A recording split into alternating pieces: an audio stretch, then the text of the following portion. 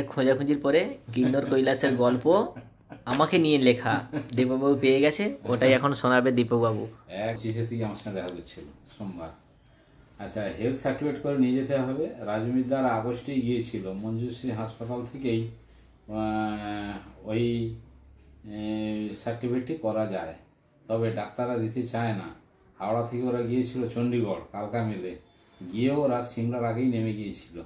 Chandigarh central bus stand থেকে রাত 3টার বাস ধরে ভায়া সিমলা প্রায় 12 ঘন্টা পরে দুপুর 3টায় পৌঁছেছিল টাংলা।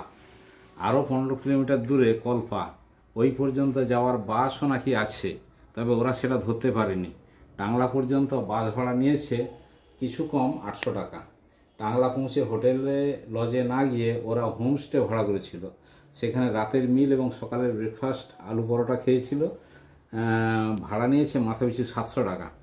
ওখানেই ব্যাগপত্র রেখে ওরা 8 কিলোমিটার হেঁটে উঠেছে গণেশ পার্ক নামে একটা জায়গায়। ওখানেই তাঁবুতে রাত্রিবাস করতে হয়।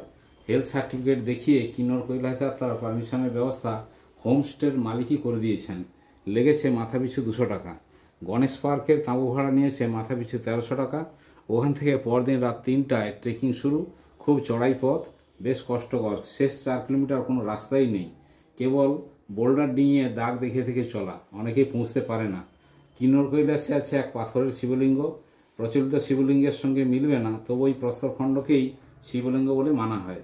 কিন্নর কৈলাস দর্শন করে নেমে আসতে হয় সেই গণেশ পার্কেই। ওখানেই আবার রাত্রিবাস।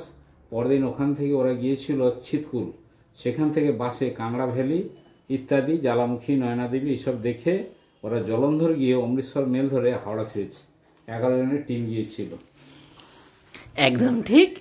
কিছু কিছু জায়গাগুলো একটু এপাশ ওপাশ হয়েছে, কিন্তু খুব সুন্দর আমাকে নিয়ে লিখেছে।